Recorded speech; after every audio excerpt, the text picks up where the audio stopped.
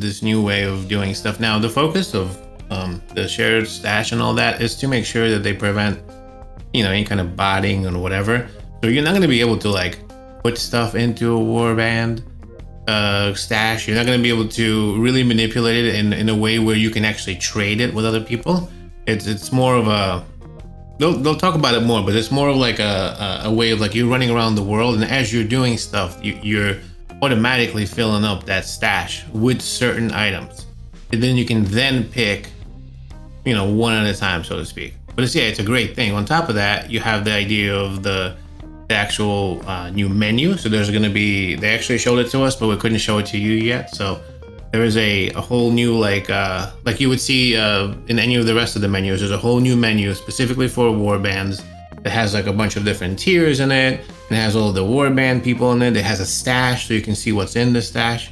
You can pick one item at a time, and on and so forth. And the other cool thing about it is the whole Heliquary leaderboard system for the warbands, which will give you, from what I understand, scoria, which of course increases your combat rating, which is what everyone's going to be looking for. So it's definitely, like Wad said, it's going to be an essential part of someone who's really trying to push, because the extra scoria means just a little bit extra stats, and you're not going to be able to get that unless you're in a warband, and the top warbands will get, of course, extra scoria by competing in the Heliquary with a lot of bosses. This is going to be insane. It's really cool. Yeah, I'm pretty pumped about it. It's not just that too. Just the extra passive gear bonus just from playing with 3 other people. While you're running dungeons. That's awesome. I love that idea. It's a great addition. So, Echoes here. Man, look at him sneaking in here. He's probably working. Yeah, I'll invite him up, but he doesn't have to talk if he don't want to. There he is. Hey guys. What's going on? What is happening? I just figured I'd pop in and do some listening rather than talking, but what's up? No. Exciting day. You don't have to, just because you're on stage, you don't have to talk. You could. Yeah, we're going to grill you for stuff. Sounds good. Very, very exciting day. We're just talking about warbands. And that's what we started with. So the whole idea here is just going to answer some questions for the fam, so they can kind of freely talk about stuff. So warbands was answered. What's next? So I have to say, actually, what I was most excited for, and I know you also mentioned it in your video, is the armory. Man, like, it was so needed, especially for classes that had to switch between PvP, group play, raids, solo. You had to have a different set of gear, different legendary affixes for each type of gameplay. And so for me, that was just huge, man. Like, it's such a great quality of life improvement, and I can't wait to test it out. Did you get to see like a screen of the armory changes and how it works specifically? Yeah, we saw a screen, and basically it's really cool. So again, they were not able to share it yet, but there's all that information is coming, blog posts and a bunch of other stuff. But at the end of the day, so it looks like a menu. When you get into it, there's 5 items or 5 slots that you're able to basically swap from 1 to 5. So you can just like go and hit 1 and it'll just slot you to that one, or the 2 or 3 or 4 or 5, and whatever slot you're in, you're able to pick everything. So gear, all of your stuff, including like it remembers the essence transfer selections and all of that. And as soon as you hit another button, it'll go to completely different stats. I love it. It looks really cool. I'm so pumped to see that. That's great. For a Crusader, when it comes to the Paragon levels, which would be the best tree? Those are the ones that only are there if you pick that certain tree. So there's a lot of depth sort of into this. So it's not about like what Crusader should have, it's about what play style you have. So whether you're trying to raid, whether you're trying to PvP, if you want to go and do specific things in challenge rifts, if you want to just play with friends, if you have a group now with the new mastermind tree that's going to specifically focus on group play, And I did mention this in the video, the whole crit thing. A lot of people got confused. The whole idea was that one specific thing in that mastermind tree will give you a bonus of, I think, higher crit if you have 4 different characters in your group. And it doesn't mean that every bonus is about 4 different characters. It's just the whole idea of the mastermind Paragon tree is that they'll actually give you a bunch of different bonuses in a variety of ways when you're playing with a group. So Paragon tree is kind of about that, John. You know what I mean? So it's not really about the Crusader, but more about like what you're playing. And again, they unlock as you go up in Paragons. So I think there's a few trees available in the first like 50 Paragons, and then you go up and higher and higher. I think the Mastermind, I'm trying to remember, I think it was like Paragon 150. It's pretty high up there, you know? Thank you.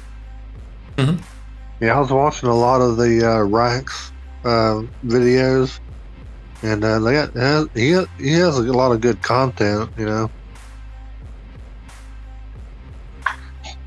Yeah, Rex is a great guy. He played alphas with us and all that, so he has a good deep understanding of that. But remember, some of the stuff is going to be changing. They're changing stuff on the daily, so I don't like to get into super high specifics because they change. Like, for example, they already are in combat. I know it's a visual change, but still, there's a lot of stuff that's going on in the background. So I don't know if I'll go into super high-end videos or guides yet because the game didn't come out, but I understand it. And Rax is a great guy, so he makes high-level content. Just some people find it a bit, too deep, but it makes sense. Well, it's going to help me when I first start out the game now until updates come by or, patches. Yeah, for sure, 100%. Okay. All right. Thanks for the question, John. That was good. Unless you have another question, we'll move on to the chat because we have quite a few questions there. Oh, no, go ahead. I'm good.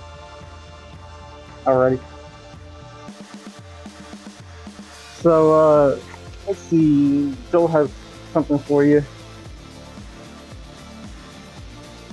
It's, so Joel asked, and I guess really too anyone to answer this, but Joel asked, how many Scrappy Echoes plans are we planning on rolling out in the server at launch? Are we getting instructions on which server and plan to join? You need a warband. You need warband info, and are we trying to keep warbands within the same clan? Yeah, good questions. Good questions from Jolster. All right, so how many clans are we gonna have? As many as we need to support the family. So we're taking pre-registrations until a specific date, and then after, it's getting close to that date actually. Once we finish, we're gonna kind of see how many people we have, and then we're gonna roll out the clans. Once that happens, the next stage is for people to apply into the clans. So once they get in, people will start applying, and as we fill up more clans, we'll just have more and more clans. So we don't want to turn anyone away. And the clans will be focused and specific to whatever style of play that you're playing. So whether you're more of a casual player, where you want to play super hardcore and just push for immortality, it's going to be multiple clans depending on that. The whole idea here isn't like to go for immortality or to do any of that. The idea is to provide the space for people to play together, for our friends, for our family to play together and do whatever they want. So if we have a bunch of folks that are like, we want to be Immortals, sweet. We'll put them all together, we'll support them, we'll help them, and we'll cover them on YouTube and all of that and make sure that they shine, and hopefully they'll get immortality and etc. Or the other way around as well. If there's someone who's cash or just want to put an hour or two a day but still want to hang out with the fam, we'll have a plan for them as well. So that's the idea. As far as you're going to be given instructions for sure what server to join, and again, it's for just everyone to be more. It's just for ease of use, so to speak. We don't have the servers yet or the regions. That is coming. Once it does, we'll definitely have. You'll know where to go, so don't worry about that, and you'll know right before the game comes out as well. Hopefully. Well, we'll have the server names and all of that. So as soon as the game comes out, we're all going to get in and the clans will be created, and then you should be able to just jump in. But you will know what clan to go to. Now, as far as the warband info, I believe that Wadums and Red and the whole team has been working on the warbands. The idea is to try to keep The idea is to try to keep like your own play style, but we're gonna have tons and tons of warbands within the family. So I would suggest to jump into a warband in our family with a whole bunch of folks, whoever you want to play with. There's tons and tons of warbands. Wads, I don't want to speak over you, right? Isn't that what you're doing with with everyone else? Yeah. So I can elaborate. I think the confusion has been that people seem to think that warbands are dependent on clans or they're like part of the clan, but that's not true. Warbands are a complete independent entity. So, just as an example, the warband I am in, 2 of us are going to be in the Immortal clan, and then the other 6 are in the Shadow clan. So it doesn't matter. You still get the warband benefit when you're grouped up, and it does not require you to be in the same clan. So that's really not an issue. Just find people with the same time availability and same goals as you, and join a warband, based off of that. Sweet. So I think that was the answer for that one. So Crimson has one for you too. So basically, Crimson asks, do we choose our own shadow clans to join us? And that, I guess that's if. So I guess if we become immortal, are we going to choose the Scrappy Echo shadow clan to join the immortal clan? I guess, or are we going to make allies with other dark clans in the game? So Crimson, we've already talked about this. We don't see there's no reason to. So if the Immortal clan does achieve immortality, there's no reason to force the Shadow clan to become immortal, because that's not those players' interests. That's not their goals, right? They enjoy being shadows. They enjoy doing all the shadow activities. So there's no point in making them become immortals. So how we see it playing out is, if we do achieve immortality, then we'll invite 2 other dark clans that are probably outside the Scrappy Echoes, unless we grow so big that we have 2 Scrappy Echo and Immortal clans. Who knows? Like Nemo said, we'll just keep adding clans as needed. Let's see what's that. Okay, Nemo, here's a question for you. There's a question from Calhoun. It says, how many items can I borrow at the same time from the warband item share? 1. You can only get 1. And if you leave, your contribution to the warband chest leaves with you. Yeah, it's so gonna be interesting how that'll work. Yeah, I'm curious about just the mechanics of that. So, by the way you describe it, it makes it sound like a specific loot item won't drop for the entire group. It's assigned to an individual. So it's like an individual's RNG determines if that piece of gear drops for him, and then if it does, then it goes to a shared chest. That's how it sounds like to me. We don't have the full exact details because it's a bunch of edge cases here, really, if you think about it. But at the end of the day, you're going to be able to contribute. So it's not going to be like you're running around and you'll see a piece of gear that you could just pick up and put into the stash, or it'll just the automatic way of doing it. It's more of like contribution that you'll be able to contribute towards the chest, and then as you're playing and contributing, the gear will appear there. Yeah, okay, and it's one piece.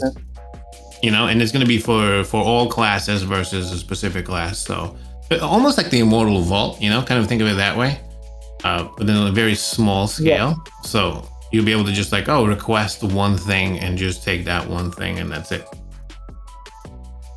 Yeah, exactly. So Nima, that just actually reminded me of a question I had for you that I want to ask before I forget. So I also heard through Echo Hack's video that you cannot obtain all 6 set pieces until Hell level 4. Did you hear the same thing? Is that true or no? Yeah, that was, I think that was actually from even last meeting. I mentioned some of that, but yeah. So Hell 4 is where you will be able to have a chance to get all 6 set pieces. But does that mean like just all 6 set pieces will drop from that dungeon, or there will be certain items that are basically like behind a wall? So like the say like a rune, or the runes could only be gotten from Hell 4, and then all the other pieces as well. So without the going into extra super specifics, think of it like, yeah, there'll be certain pieces that will not, or a certain pool of pieces, I should say, that will not drop until you get to Hell 4. So like in the lower Hell difficulties, you might be able to pick up, like a helm or something. Yeah. But there's specific sets of things that will not drop until Hell 4. And the highest difficulty is where you're gonna be able to pick up everything. Okay, gotcha. That makes sense. Someone raised their hand. Let me grab Mothman here. Oh, hey, Red. I didn't see you hop in. Yeah. So you already brought it up. What Paragon level do you unlock?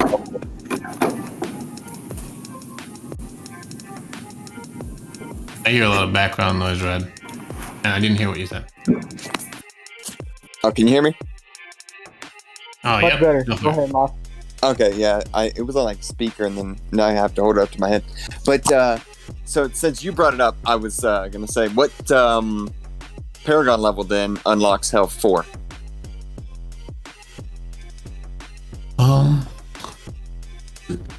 So I know Hell 3 was Paragon 90. Right, so when you get to Hell 1, as soon as you get to level 60, you can access Hell 1. And then I think it was at level 30, you access Hell 2. At Hell 3, you access Paragon level 90. But then Hell 4, I don't know. I don't know if Nemo heard something. The thing is, my question here is that all of those were adjusted because we didn't have the final zone. And some of the progression was adjusted as well. I don't know if it was adjusted all the way past the para as well, like versus between like 55 and 60. But from what I understand, it's a big jump. So I think it's probably going to change. So I don't know, but I'd say 100, somewhere around there probably. Okay, yeah, that's what I was saying. Is if it's between, it would have to be then between 90 and 200, because 200 was Hell 5. Yep. Well, and I think they went up from 200 to what, like 560 now or something like that, right? Yeah, something like that. The last difficulty. Okay, so yeah, that's really what I was. But since you brought it up, I was like, all right, I'll go ahead and ask right now. All right, continue. Yeah. Okay, so Socken has a question for you. He said, so Blizzard does an exclusive meeting with streamers. Where are we getting this information from, and is it reliable? Yeah, it's 100% reliable. This particular information came from a meeting that specific content creators had with the developers.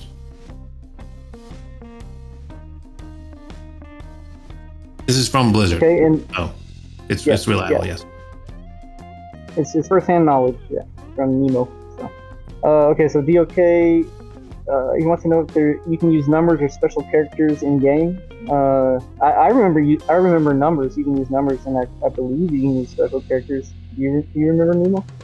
Or yeah, I think I remember seeing people running around with special characters, but I can't confirm. For some reason I can't. I don't know. I didn't have enough. Well, especially with the Chinese and Japanese markets, obviously we had to account for their characters as well, which wouldn't be in the traditional Anglo list. So I don't know how wide of a selection you might have, because I know why those were rendered properly in game from what I was able to see.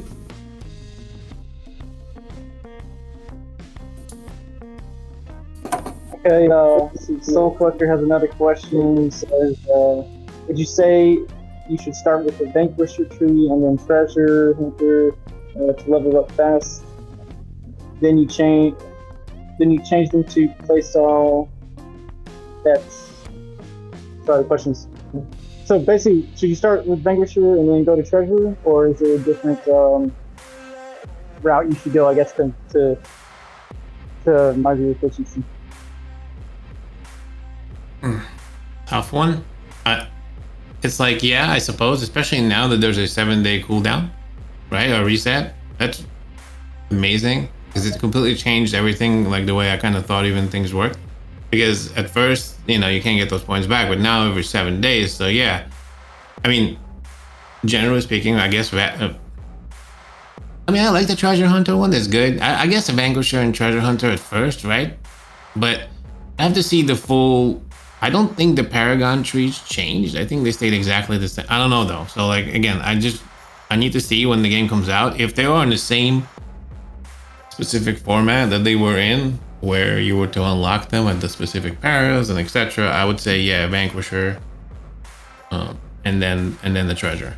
Yep, treasure hunter probably would be my pick. But yeah, I agree that the fact now that you can respec every 7 days, it makes it to where you don't have to be as planned and as strategic in your as you're leveling Paragon. So it shouldn't be an issue for you. I would take what they give you when you can get it, kind of thing. Yeah. Yep. So yeah. What I wonder on that point though is how are they going to implement things. So like if I get up to Paragon 50, I can drop points wherever I need, and as soon as I get to Paragon 51, I unlock that third tree. I wonder how much respecking can I do? Can I take everything out of those first 50 Paragon points and dump them into tree 3? I kind of doubt it, but I imagine there's gonna be some sort of restriction that you have to have so many points down here before you can unlock the higher trees. Or am I going to grind until whatever it is, we'll say Paragon 200 to unlock the Mastermind tree, and then take all of those 200 points and dump them into Mastermind? I wonder how they might do that, because you figure every 7 days, if you unlock a new tree at high enough level, grab all these points and then dump them into that brand new tree. I wonder how people will game that, or how that will pan out at the end. I love this whole Paragon system and the way it works versus being the whole the big basket of points that you throw into in D3. Like the level of complexity here, because remember, some of the points are persistent and some aren't, so you have to pick certain trees. I think they're gonna go into groups, like we kind of have them here. You have to kind of spend 50 points to unlock the second group and continue going down. So I don't think you'd be able to take all points and put them into Mastermind. Also, I don't think that would be a good idea anyway, because you'd want certain persistent key buffs from each one of the Paragon trees, because every tree has something that you probably would want. So, and in fact, even you notice, if you're gonna go for damage or certain thing, it's spread amongst a bunch of different trees for the persistent points anyway. So it makes a lot of sense. I love this. I can't wait for this. What else we got? This is a good one, man. Bones McCoy, he's definitely on a good question. It's actually a question I had as well, because I did watch your video, and then I went and watched Echo Hack's video, and he mentioned something that kind of struck me as wow, I don't think that's correct, just from a number standpoint. So Bones McCoy asked, so with Shadow Wars, do you really need 90 players on at the same time in one clan to take part? Because the way that he described it is there's 3 simultaneous battles going on in the Shadow Wars, and one clan has to, and each of those battles requires 30 players, which would mean 90 players total just from one clan. And if one clan can only have 100 players, how are you going to get 90 people on at one time? What did you hear from the meeting? Is that right, or is it a little off? Or what's going on with that? So they weren't 100% clear on the Shadow War and how exactly it's going to work. They didn't give us lots of the specifics. Some people threw questions and asked them and etc. But from what we saw, they didn't mention the way they kind of wanted to do this. I think Echo Hack might have been just taking a super deep dive into it, and maybe just hasn't heard he might be a little too specific. But at the end of the day, I'll mention that part in a second. But at the end of the day, the high level of this is that they kind of want to have 3 simultaneous battles. They said we don't have a lot of specifics, and because of that, I did not mention it in my video, because there wasn't really a lot of specifics. But basically, they want to make this into almost like a Keon's Ordeal, where there's going to be simultaneous battles, and those battles will buff the main battle. Now, whether you're going to have 30 shadows in each one of those battles to have 90 players total in the clan, or just have, because the Shadow War is like a bracket system, or a way for you to be able to figure out which of the top 10 dark houses are going to go up into, the Rite of Exile. Now, this Shadow War runs on Thursdays and on Saturdays, I believe. There's two. There's a first battle, and then there's a final battle. So there's two steps to it. It's not just like whatever. And there's a really intricate bracket system. I'm talking like sports brackets, man. There's a lot of stuff involved in it too that we don't know about yet. So to assume that a lot of the specifics, I wouldn't. Now, they did mention that there's a mechanic in this Shadow War that basically will allow different battles to buff the main battle. They did not give very many specifics, so we don't know yet. So assuming a bunch of stuff, you could think that, but when you're assuming that you're only doing one thing, is making an ass out of yourself. So I didn't assume. Okay, yeah. But that was mentioned. It was mentioned. There's a three battle mechanic. So you take it the way you want, but honestly, the best way to take it is to just look at it high level and wait for details, because they will come out with details soon. But yeah, there's gonna be. It's kind of cool. A shadow have their own really cool way of basically the Shadow War, a whole new mechanic of. Because if you think about it, right, that was like it was a complaint for everybody. For me, I'll speak personally. I didn't like the idea of like the top dark house or the top dark houses just being, chosen on how big they are, or who's the first one that opened a dark house and all of that stuff.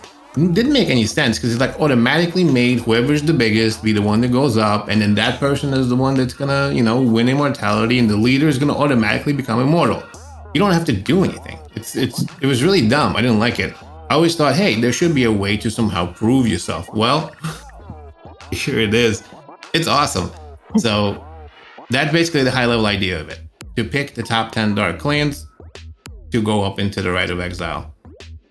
And in this mechanic. You know what's funny? From going from us that play like Alpha, and we got used to all the mechanics and stuff in game, and then Beta comes out and they drop all this new Immortal versus Shadow stuff and this new cycle stuff, and it's like, whoa, the game changed completely. It's amazing. And coming from Beta, like, I expected some changes, but Blizzard doesn't just tweak things. They like change entire systems. So now we're going into the release with, I feel like it's new almost. I have to experience all this stuff for the first time again and get used to it and see how things work. It's just great. Right? And it's really a cool feeling to be able to kind of go through all of this. The first test was completely different, right? The first test didn't even have the shadows and the immortals. That was pure. That was before actually. That was before legendary crests even. That was when we were male legendary crests every day. It was great. Yeah. Okay, so let's see. Cheesy Frank, he asked, is there any new news on legendary crest, or any changes to monetization? So there's going to be change. There are some changes to the crest, not the legendary crest, more like the rare crest.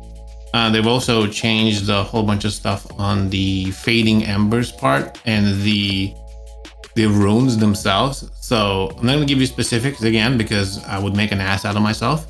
But I'm going to tell you that it's going to be a lot easier. It's going to be a lot easier to be able to get more legendary gems, not from the legendary crest themselves or any of that, but more from the rare side and the whole idea of the fading ember side. Like, you're going to be able to, from what I heard, and again, don't quote me on this yet, but from what I heard, you're going to be able to get fading embers every time you run an Elder Rift, even if you don't put a crest into it. And you're also going to be able to craft legendary gems just from the fading embers that you're going to be able to get from runes. They removed a lot of the platinum costs that was associated with the of crafting legendary gems because you have to have runes, specific runes, and then you also had to have platinum with it. So if you didn't have platinum, you couldn't craft the gems. So now it's big, it's huge, because you're going to really be able to do a lot more crafting with those gems. So it's not like they're doing that, but they are definitely helping. So it's going to be a change. I don't know exactly how much, but again, in a rare crest, there's a lot of changes to the rare crest. It's going to be a lot easier to get them. You're going to have more ways of doing it. So yeah, nice change for the free to play player. Anyway, I think that's really good. So that's a great change. You just took my 8 or 9 hour gameplay day and made it like I need to play 14 or 15 hours a day, because that's great for that's great for all free to play players. I mean, it gives you a mechanism to compete, and if you have the time, you can better your gems, upgrade your gems. So that's awesome. Yeah, they'll come out with all the details in the blog posts and etc. soon. So you guys will get the actual details very soon. That's why I'm speaking very high level. Yeah. Okay, so next question from Wani. I can take this one, to give you a little break here. It says, are there going to be clans for South America region? So Wani, as of right now, there's not enough interest in South America to feasibly create a clan. There's just not enough numbers, unfortunately. If at some point we did have enough interest in South America, sure, Nemo and Echo would love to grow the family in South America. All I can tell you as of now, we do have some people from South America that are participating in the North America clan. So if you do want to be with Scrappy Echoes and you think you'd be able to be on a North American server, you're welcome to do that. And then if something changes in the future, you'll see it in the Scrappy Echoes Discord. We'll announce it. So here's another question. Becoming a dark clan requires significant effort from the entire clan. How are we breaking members into clans that support their play style and avoid dead weight for hardcore grinders? So I think Nemo kind of already answered this question at the beginning. Basically how we're doing this, we're just placing people into clans with similar play styles, similar ability, same goals. So the clans will be broken up that way.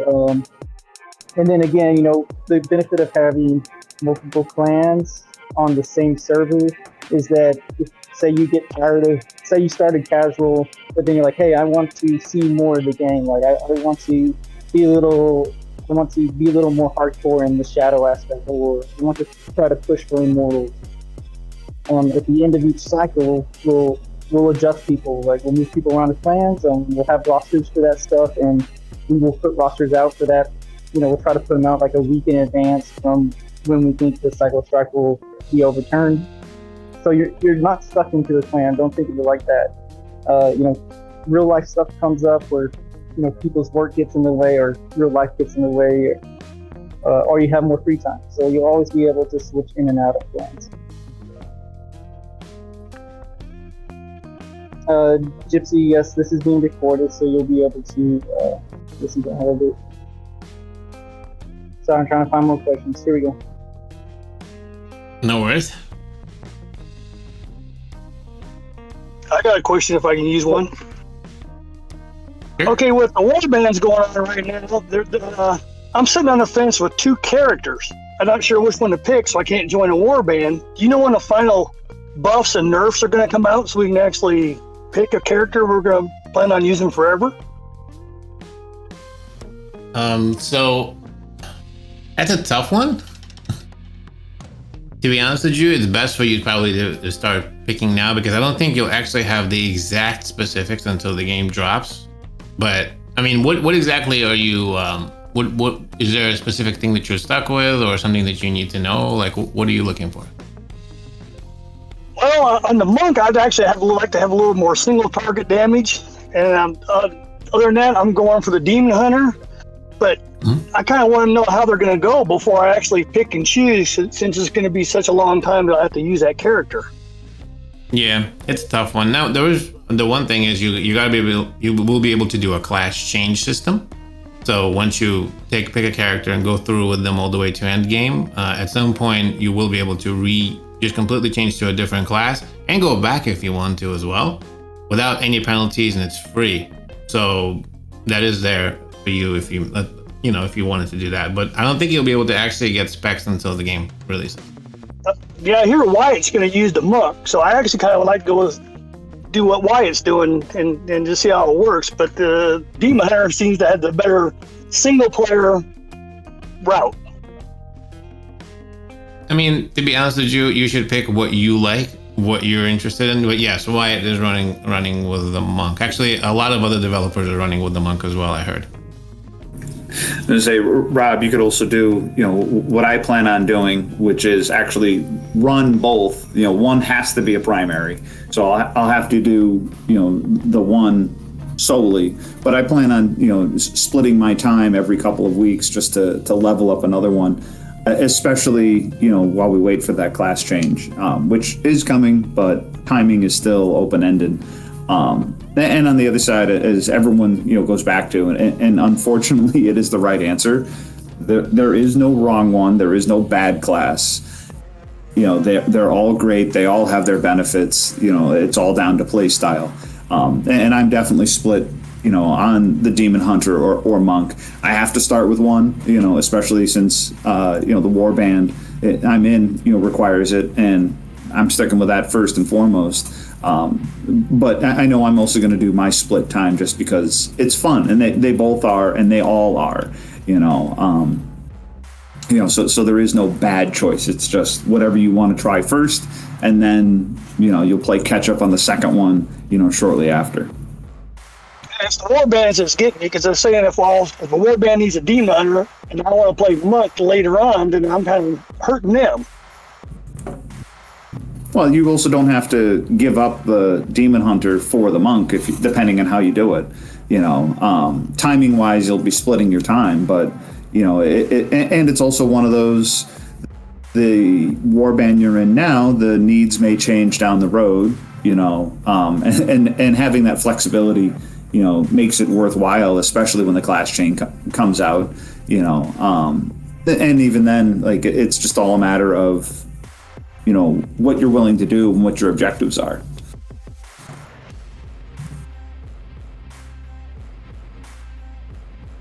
All right, you get all your questions answered there, Rob, or do you have anything else? It's actually pretty good. I appreciate your time.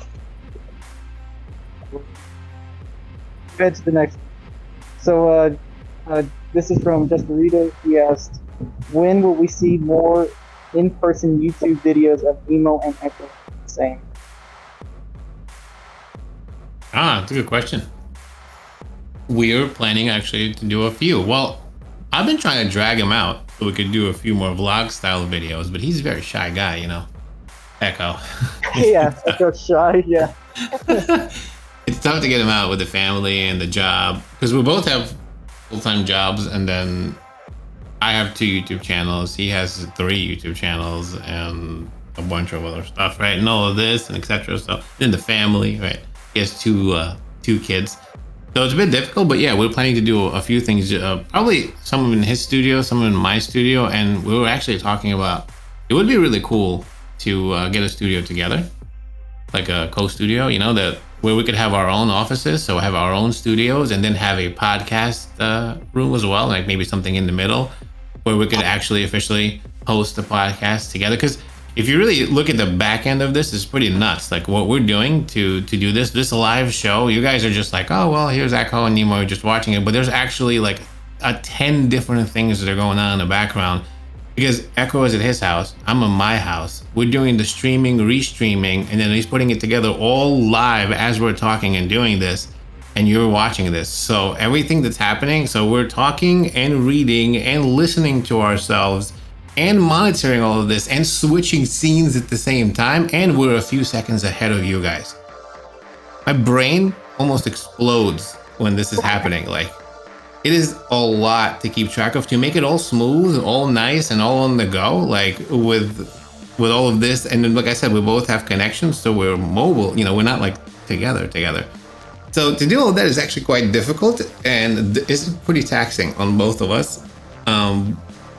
Plus, it also means that one of us is not in the highest quality. So like if you notice in the podcast, actually his camera is a bit higher quality than my camera, and that's because he's actually doing the broadcasting and I am being screen recorded from whatever we're doing stuff. So I actually have the same exact camera as him, but we can't get the same quality and so on and so forth. So because of that, I was like, man, we should really have a studio together so we can set up the 2 mics and have an official thing where we can have guests and cameras, all that good stuff. So we're thinking about it. It's a very long answer, but soon. And now how about an add-on? How about an add-on to that of Nemo and Tom Sunday mix? Those are always funny. Yeah. Those are I love those videos. I love being creative and making those types of videos. Unfortunately, YouTube doesn't love them that much. If you notice, I'm sure you don't notice, but they do not perform that well. Yeah, like you always think as a content creator, you're like, you want to be like as creative. I could do so much, but at the end of the day, unfortunately or fortunately, I'm kind of stuck in a box. I do not be as creative and just do, Diablo Immortal stuff. Because whenever I do this other stuff, a lot of people are like, they don't really like it. Even though it's creative and fun for some of you and me, I love making those videos. But I don't know if everybody else does. But I'm gonna do a couple of more for sure. Like I will actually do a couple of cloning videos. I love doing those. Those are my favorite. All right. All right. So, Eretria, you have the stage if you want to ask a question. You guys can hear me, right? Yep. Awesome. So I actually had 2 specific questions. Not sure if they've been answered or not. They've been going around the different chat, the Discord. So the first one is specific to the warbands and that specific buff that we're getting. Now, with it being an 8-player warband and you only need 6 people specific for that buff, what are the other 2 people or the other 2 members? What's going to happen with that? Is that going to overstep the buff, or how does that work in aspects of the game mechanics? What buff are you speaking of exactly? Are you talking about the mastermind group buff that I mentioned with the crit? I believe so, where you have to have like 2 or 6 like each individual player or class in the warband to gain benefit of it. Yeah, so that's actually not for the warband, but more for a party. So, and again, it's only one specific attribute of the mastermind tree. The Paragon tree has like 15, 20 different points, right? And they're all affect different things. So we didn't see all the rest of them. Mastermind tree is the focus of the tree is on group activity. Group activity being possibly warbands, but in this particular case, it was the actual group that you're playing with. So whoever you're grouping with, which is 4 players.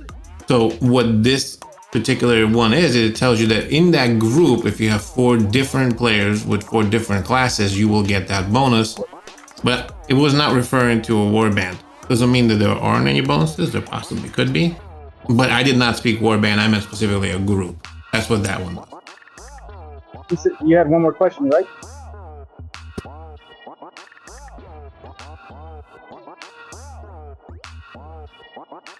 Eretria, you there? You might be on mute. Yeah, we still can't hear you. Well, he's getting his mic straightened out. I think that's one of the things that's I know I've been seeing get more and more the DI mantra of it's social. It's all about grouping up, and then you want the variety. We've seen that kind of evolve out of the alpha and the beta, where there's a lot more synergy, and it's one of those in my memory of the tech alpha when I, watched those videos, like you just kind of did your own thing, and you could solo, and that was fine. And, when we got into the closed alpha, it was pretty much the same thing. Like, I remember running around solo the whole time and enjoying it, but, knowing that I wasn't getting the full experience. But definitely by the time beta rolled in, like there was so much more encouragement to be in a cohesive group, at least supporting each other, whether we were in different clans or not. But then going back to, I remember talking initial designs for the Scrappy Echoes of like, what is the purpose of the clan? And coming out of beta, you kind of threw your hands up in the air like it's a social group, I guess.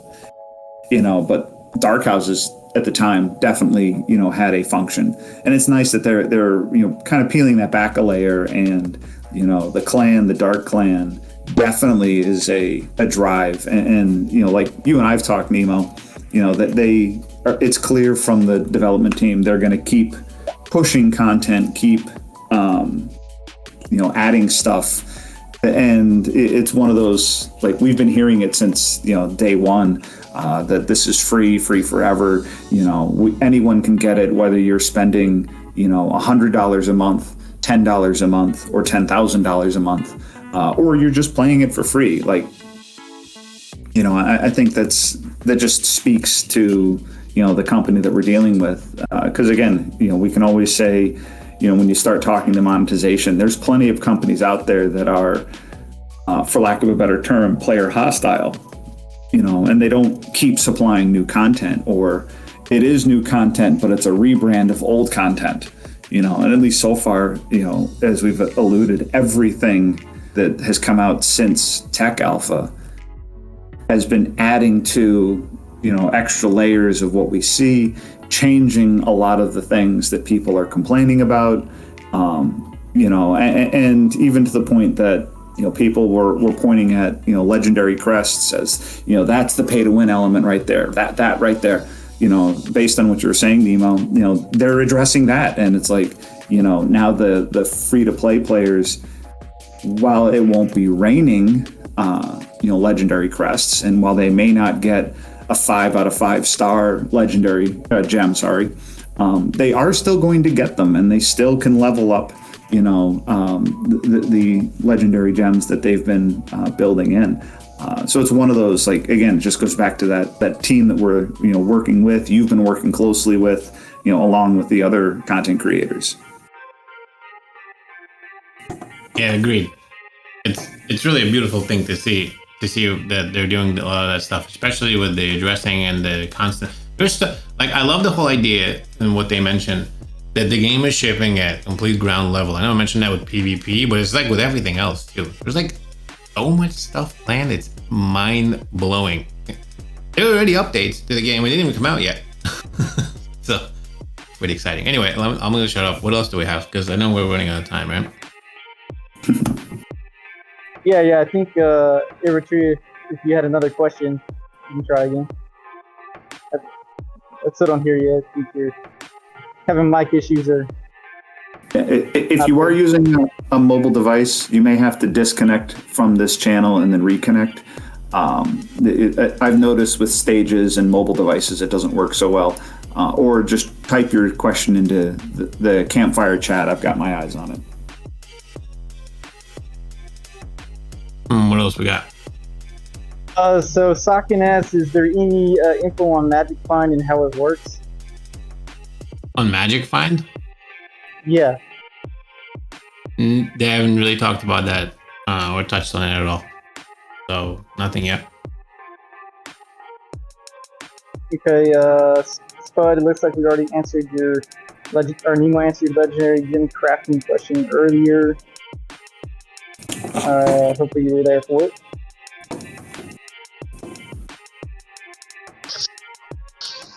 Can you guys hear me? Sakin asks, yeah, go ahead. Awesome. I don't know what the heck that was all about, but So the second question was actually, a few of us were actually talking about it, about pickup pets. I know some people like them, some people don't. Some people are, kind of whatever, middle ground on them. Is that something that's going to be added to the game, so that way we don't, we spend less time actually collecting stuff on the ground, or is there going to be a better mechanic for picking up stuff, or do we just run over it, kind of like in Diablo 3? Yeah, so officially there are going to be no pets, is what they mentioned previously, not like a while ago, but previously when I was chatting with them. We did state that it's kind of a pain in the butt to go pick up your right, go run over things, especially if they're like far away. And, like a lot of the times too, like when you're like auto pathing to something, the auto navigate function is cool.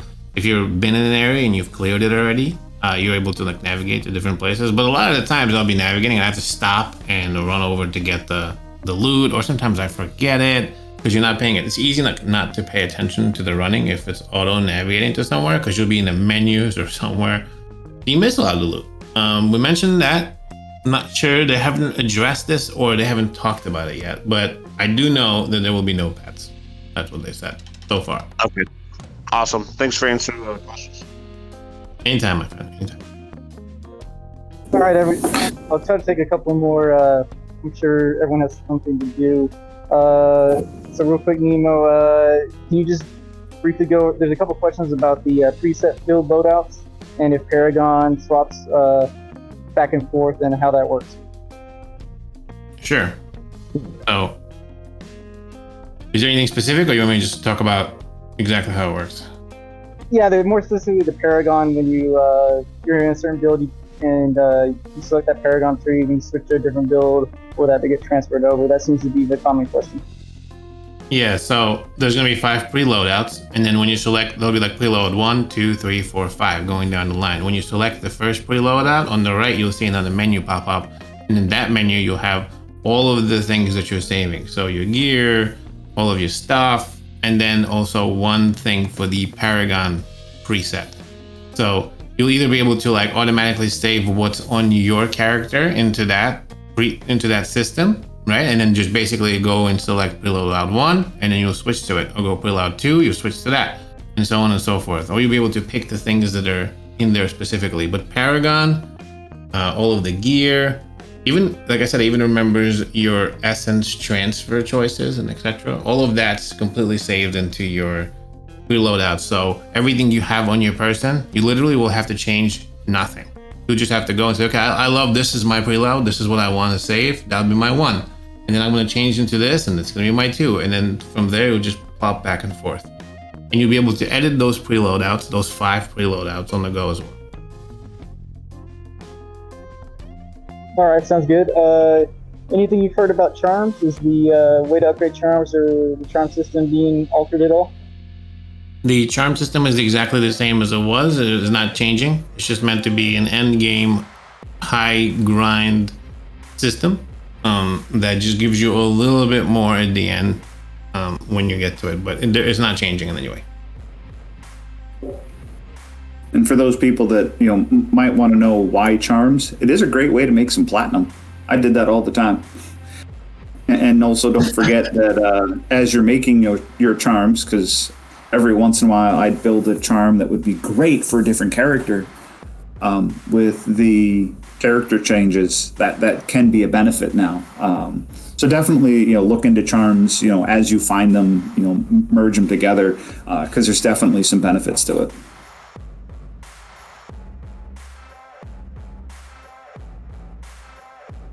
You read? Sweet.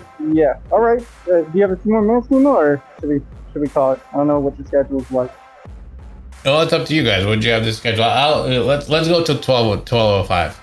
Sure. Okay. Red Rebel asks, is there any new skill gear changes for the start of the game? No. Okay.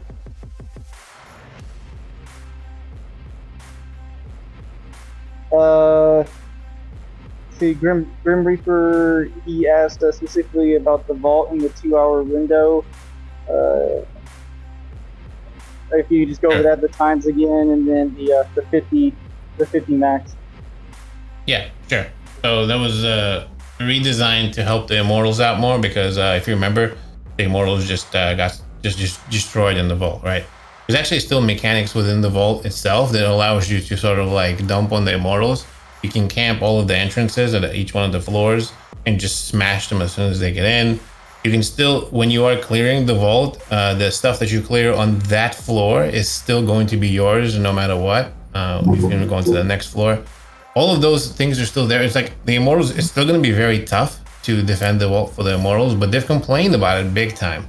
So they've tried to address this by doing a few things. One of them is shortening those windows. So it's server time, 12 to 2 and I believe 7 to 9. So in those 2 hour windows, you're going to be able to go up and go raid the vault. Now, when you are raiding the vault, there is now also a limit to how much you can do it. That's 50 raids per day total on the vault. So that's one of the things. And the other thing too, they also gave a cooldown to the raids. So there's a 3-minute cooldown that you'll have to do. Again, all of this stuff is just meant to help Immortals organize a little better and effectively defend the vault. So that's what's happening. But there is nothing else is changing. So technically speaking, I mean, this is a little help, but it's really not going to be much for the Immortals. Good luck trying to defend that vault. There's no way. There's just no, I mean, especially if the Shadows team up and do the right thing, like do it right. Like if you have a few Shadows that know what they're doing, the Immortals are getting wiped. That's true. All right, so last softball question here real fast, and then that'll be it, everyone. Cheesy Frank asks, is there any changes to the market auction house? We didn't get any of the information there. I don't think there's going to be any major changes to it. I think it's going to launch the way it does. But we haven't really gotten too much information on the market. But as far as the changes go, if there were to be any changes, it really wouldn't be anything big. The idea is the market is going to stay sort of like they're trying to prevent the botting, the selling, and all that good stuff. So there might be some changes like within the gems themselves, or how much they cost, or what the rating systems are, or like what the ranges are for the payments and etc. But I don't think you should be expecting any major changes from the market. Okay, sorry Nemo, I forgot, we have a last one that Royan posted at the beginning. It's kind of like RedOctober does with y'all. He wants to know which streamers were in the interview, and was Echo Gaming there as well? The question was which streamers were in the interview? Yeah, well, within the meeting that y'all had with those developers. I can't specifically name out other streamers, but I can say that yes, Echo was there with me. Okay, great. But it was, right, it was just a bunch of streamers. I mean, you can assume, right? If you've seen some videos and they have some information they're talking about, they were probably in that meeting. Yeah. All right, everyone. Thanks for all the questions. I'm sorry if we didn't. There was a ton of questions. Sorry if we didn't get to some of them. We'll probably do this again. I imagine that we'll set something up for probably something next week before launch. So if you didn't get your question answered, remember it, and hopefully we'll be able to get to it next week. Sounds good, Wadums. Thank you, Red. Thanks for stopping by, Nemo. Appreciate you guys. Appreciate you guys. Thank you. All right. See you all later, everybody. Cheers.